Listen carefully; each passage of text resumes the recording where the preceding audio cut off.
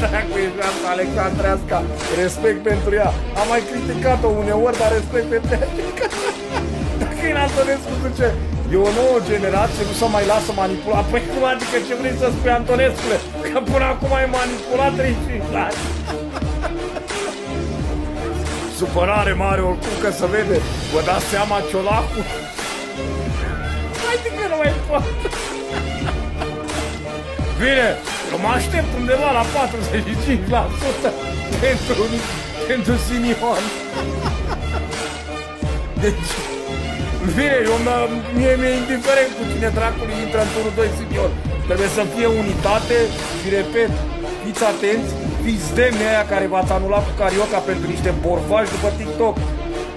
Acum nu mai faceți greșeala în turul 2 ca să putem învinge sistemul. Așa că hai, forță România, seară frumoasă!